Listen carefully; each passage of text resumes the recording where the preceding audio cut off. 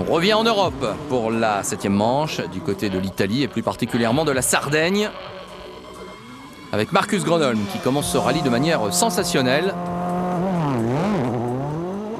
Puisqu'il va remporter les 3 premières spéciales.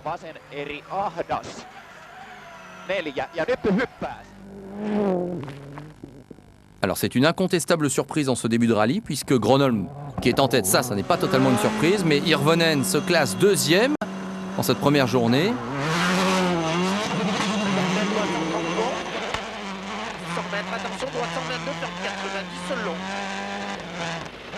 Et Sébastien Loeb, eh bien oui, doit se contenter de la 3e place, battu à la régulière en ce début de rallye par les 2 Ford, c'est à noter.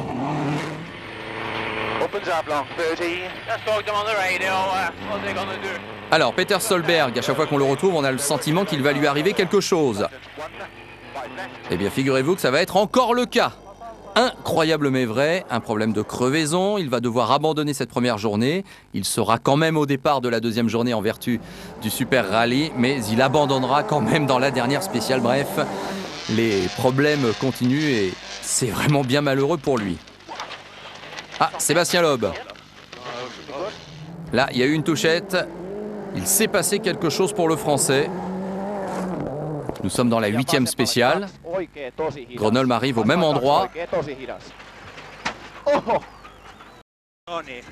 Et là aussi, il y a eu quelque chose.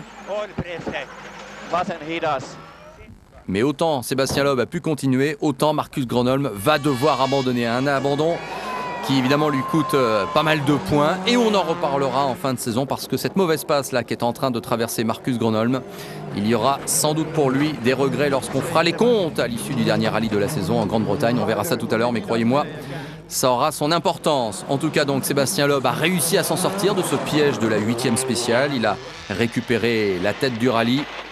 Hirvonen est 2e et Sébastien Loeb va pouvoir aller jusqu'au bout, débarrassé de son plus dangereux adversaire. Daniel Elena devenant du même coup le copilote le plus titré dans l'histoire du WRC. Et comme il le dit, je suis désolé pour Luis Moya, l'ancien copilote de Carlos Sainz. Maintenant, je le dépasse, mais je voudrais dédier ce record à ma famille, ma fille et mon ami Biff.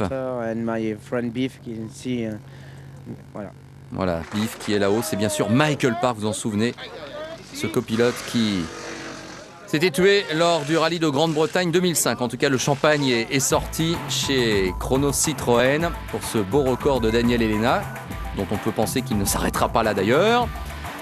Confirmation du classement, vous avez eu l'avance monumentale de Loeb. Et l'avance est également monumentale au championnat avec maintenant 31 points de mieux que Marcus